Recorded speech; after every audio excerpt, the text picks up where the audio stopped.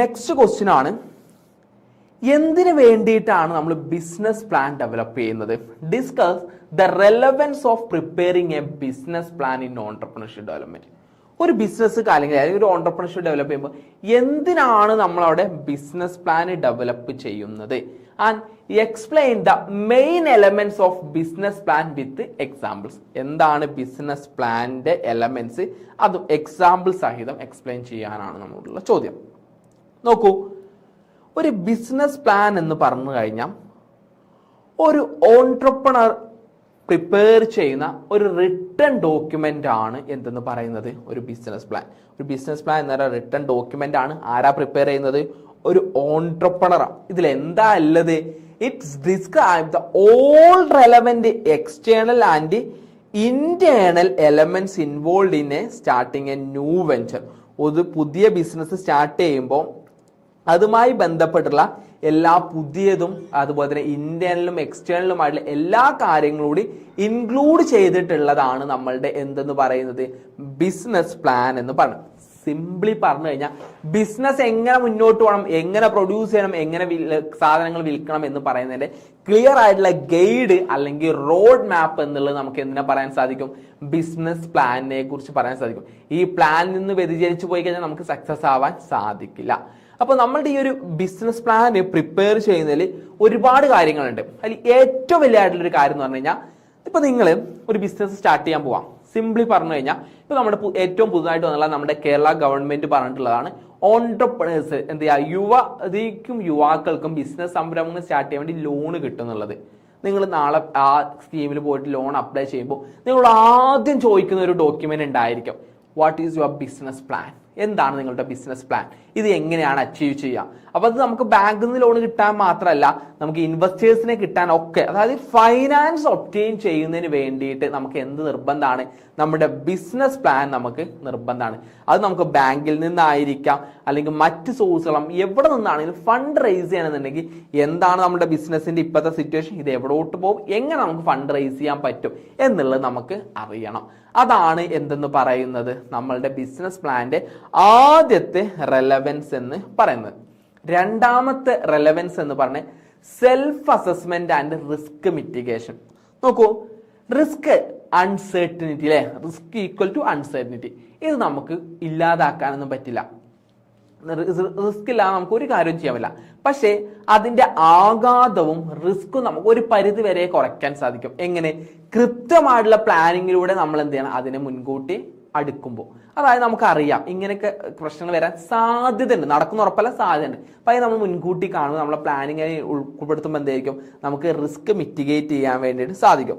അതുപോലെ തന്നെ നമുക്ക് എന്ത് ചെയ്യാൻ സാധിക്കും? സെൽഫ് അസസ്മെന്റ് കാര്യങ്ങളിലെ ഇത് വർക്ക് ചെയ്യോ, ഇതുകൊണ്ട് കാര്യം ഉണ്ടാവോ, ഇത് കസ്റ്റമറിന് യൂസ്ഫുൾ ആയിരിക്കും, അവരിത് വാങ്ങോ, അത്ര സെൽഫ് അസസ്മെന്റ് ചെയ്യുന്നതിന് വേണ്ടിയിട്ട് നമ്മളെ എന്ത് ഹെൽപ്പ് ചെയ്യും? നമ്മുടെ ഈ റോഡ് മാപ്പ് ആയിട്ടുള്ള ബിസിനസ് പ്ലാൻ ഹെൽപ്പ് ചെയ്യും.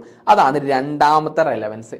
പിന്നെ ഗൈഡൻസ് ആണ് അല്ലെങ്കിൽ ഒരു സ്ട്രാറ്റജി ആണ് എന്തെന്ന് പറയുന്നത് നമ്മളുടെ ബിസിനസ് പ്ലാൻ എന്ന് പറയുന്നത്. നമ്മൾ ഓരോ കാര്യങ്ങളിലെ, അതായത് ബ്ലൂ പ്രിന്റ് ആണ്. ഇപ്പൊ ഒരു സിനിമയിൽ വിജയ് അടിയിൽ ഇങ്ങനെ പോയിട്ട് നോക്കുന്ന സമയത്ത് കാണുന്ന ആ ബ്ലൂ പ്രിന്റ് പോലെ തന്നെ നമ്മുടെ ബിസിനസ് എങ്ങോട്ട് പോകും, എന്തൊക്കെയാണ് ചെയ്യേണ്ടത്, എങ്ങനെയൊക്കെയാണ് വരേണ്ടത് എന്നതിന്റെ കൃത്യമായിട്ടുള്ള ഒരു ബ്ലൂ പ്രിന്റ് എവിടെ ഉണ്ടായിരിക്കും? നമ്മുടെ ബിസിനസ് പ്ലാനിൽ ഉണ്ടാവും. അതുകൊണ്ട് ഇതൊരു ഗൈഡാണ്. അതുപോലെ തന്നെ സ്ട്രാറ്റജി മേക്ക് ചെയ്യേണ്ട എന്താണ്? ഈ ഒരു ബിസിനസ് പ്ലാനിനെ ബേസ് ചെയ്തിട്ടാണ് നമ്മൾ സ്ട്രാറ്റജീസ് കാര്യം. അത് മാർക്കറ്റിംഗ് സ്ട്രാറ്റജി ആയിരിക്കാം, ഫൈനാൻസ് സ്ട്രാറ്റജി ആയിരിക്കാം, സെയിൽസ് സ്ട്രാറ്റജി ആയിരിക്കാം, പ്രൊമോഷൻ സ്ട്രാറ്റജി ആയിരിക്കാം, അഡ്വർടൈസ്മെന്റ് സ്ട്രാറ്റജി ആയിരിക്കാം, ഹ്യൂമൻ റിസോഴ്സ് മാനേജ്മെന്റ് സ്ട്രാറ്റജി ആയിരിക്കാം. ഏത് സ്ട്രാറ്റജി ആണെങ്കിലും അതൊക്കെ എന്തിനെ ബേസ് ചെയ്തിട്ടായിരിക്കും? നമ്മളുടെ ഈ ഒരു ബിസിനസ് പ്ലാനിനെ ബേസ് ചെയ്തിട്ടായിരിക്കും. Next, attracting talent. ഇപ്പോൾ നിങ്ങളൊരു സോഫ്റ്റ്വെയർ എഞ്ചിനീയർ ആണ് വിചാരിക്കാം. നിങ്ങളൊരു കമ്പനിയിലോട്ട് ഇപ്പം നിങ്ങൾ ജോലി ചെയ്യുന്ന കമ്പനി നിങ്ങൾ സ്വിച്ച് ചെയ്യണമെന്നുണ്ടെങ്കിലും ഇതിലും ഗ്രോത്ത് പെർസ്പെക്റ്റീവ് ആയിട്ടുള്ള നല്ലൊരു കമ്പനി നിങ്ങൾ അവിടെ കാണണം. അതൊരു സ്റ്റാർട്ടപ്പ് ആണെങ്കിൽ നിങ്ങൾ അങ്ങോട്ട് പോകണമെന്നുണ്ടെങ്കിൽ അതിന് കൃത്യമായിട്ടുള്ള വിഷൻ, മിഷൻ, പ്ലാന് കാര്യങ്ങളൊക്കെ ഉണ്ടാവും. അപ്പൊ ആ ഒരു ബിസിനസ്സിലോട്ട് നിങ്ങൾ പോവുള്ളൂ. അപ്പൊ അത്തരത്തിൽ നല്ല ടാലൻസിനെ അട്രാക്ട് ചെയ്യുന്നതിന് വേണ്ടിയിട്ട് നമുക്ക് എന്ത് നിർബന്ധമാണ്? ബിസിനസ് പ്ലാൻ നിർബന്ധമാണ്. നമ്മളുടെ ചെറിയ ലോകത്ത് നിന്ന് മാറിയിട്ട് നമ്മൾ വലിയ ലോകത്തോട് ചിന്തിക്കുന്ന നമുക്ക് മനസ്സിലാവും. നമ്മൾ അവിടെയോട്ടൊക്കെ വലിയ വലിയ ആൾക്കാരൊക്കെ ജോലിക്ക് പോകുമ്പോൾ എന്തായിരിക്കും? ആ ബിസിനസിന്റെ ഒരു 10 വർഷത്തേക്ക്, ഒരു 20 വർഷത്തേക്കല്ല എന്താണ് പ്ലാൻ എന്നുള്ളതൊക്കെ ബേസ് ചെയ്തിട്ടായിരിക്കും ഓരോരുത്തരും അങ്ങോട്ട് സ്വിച്ച് ചെയ്യുക. നമ്മളുടെ ഗവൺമെന്റ് ജോലിയിലേക്കാൾ കൂടുതൽ നമ്മൾ എന്ത് ചെയ്യുക? പ്രൈവറ്റ് ജോലിയിലോട്ട് ആൾക്കാർ കൂടുതൽ എന്ത് ചെയ്യുക? വലിയ വലിയ സാലറി വാങ്ങുന്നതിന്റെ കാരണം ഇതാണ്.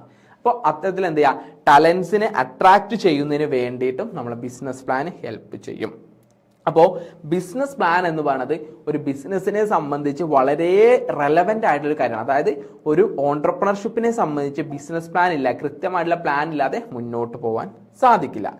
ഇനി എന്താണ് ഈ ഒരു ബിസിനസ് പ്ലാനിലെ കീ എലമെന്റ്സ് എന്ന് ചോദിച്ചു കഴിഞ്ഞാൽ വളരെ ഇമ്പോർട്ടൻ്റ് ആണ് കേട്ടോ, ഓർത്ത് വെച്ചോളൂ. ആദ്യം ഒരു എക്സിക്യൂട്ടീവ് സമ്മറി ഉണ്ടാവും. അതായത് ഒരു ഹൈ ലെവൽ ലുക്ക് സമ്മറി എന്നാണ് എക്സിക്യൂട്ടീവ് സമ്മറിയിലെ പറയുക.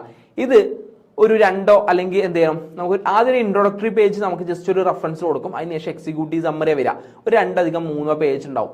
ഓവറോൾ എന്താണ് ഈ ഒരു ബിസിനസ് കൊണ്ട് ഉദ്ദേശിക്കുന്നത്, നമ്മുടെ വിഷൻ മിഷൻ അങ്ങനത്തെ എല്ലാ കാര്യങ്ങളും എവിടെ ഉണ്ടാവും, നമ്മുടെ എക്സിക്യൂഷൻ സമ്മറിയിൽ ഉണ്ടാവും, അല്ലെങ്കിൽ എക്സിക്യൂട്ടീവ് സമ്മറിൽ ഉണ്ടാവും. രണ്ടാമത് ഇൻഡസ്ട്രി അനാലിസിസ്, നമ്മളുടെ കോമ്പറ്റീറ്റേഴ്സ് ആരൊക്കെയാണ്, നമ്മളുടെ ഇപ്പോഴുള്ള കറണ്ട് ഗവൺമെന്റ് പോളിസീസ് എന്തൊക്കെയാണ്, എന്താണ് എക്കോണമീന്റെ ട്രെൻഡ്, എന്താണ് നമ്മളുടെ ബിസിനസ് സിറ്റുവേഷൻ എന്നുള്ള കാര്യങ്ങളൊക്കെ പറയുന്നതാണ് ഇൻഡസ്ട്രി അനാലിസിസ് എന്ന് പറയുന്നത്.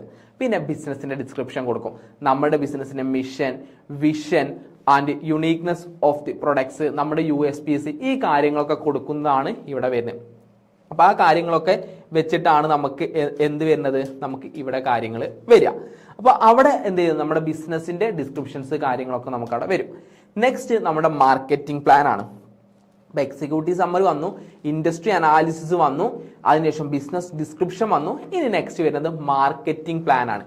എങ്ങനെയാണ് നമ്മൾ നമ്മുടെ പ്രൊഡക്ട്സ് കാര്യങ്ങൾ മാർക്കറ്റ് ചെയ്യുന്നത്, അല്ലെങ്കിൽ സർവീസ് കാര്യങ്ങൾ നമ്മൾ മാർക്കറ്റിലോട്ട് കൊണ്ടുപോകുന്നത്, ഇതിൽ ഏത് പ്രൈസിൽ വിൽക്കും, എങ്ങനെയാണ് ഇതിനെ പ്രൊമോട്ട് ചെയ്യുന്നത്, എങ്ങനെയാണ് ഡിസ്ട്രിബ്യൂട്ട് ചെയ്യുന്നത്, അങ്ങനെയുള്ളൊരു മാർക്കറ്റ് പ്ലാൻ ഉണ്ടാവും. പിന്നെ നമ്മുടെ ഓർഗനൈസേഷണൽ പ്ലാൻ ഉണ്ട്. ഓർഗനൈസേഷൻ പ്ലാൻ എന്ന് പറഞ്ഞു കഴിഞ്ഞാൽ നമ്മുടെ ബിസിനസ് എങ്ങനെയായിരിക്കും, നമ്മുടെ ഇൻകോർപ്പറേഷൻ എങ്ങനെയാണ്, ഒരു സോളോ പ്രൊപ്പറേറ്റർഷിപ്പ് ആണോ, പാർട്ട്ണർഷിപ്പ് ആണോ, കമ്പനി ആണോ, കോർപ്പറേഷൻ ആണോ, എങ്ങനെയാണ് നമ്മൾ രജിസ്റ്റർ ചെയ്യുന്നത്, നമ്മുടെ എന്താണ് അതോറിറ്റി ലൈൻ എങ്ങനെയാണ് എന്നുള്ളതായിരിക്കും ഓർഗനൈസേഷൻ പ്ലാനിൽ പറയാം.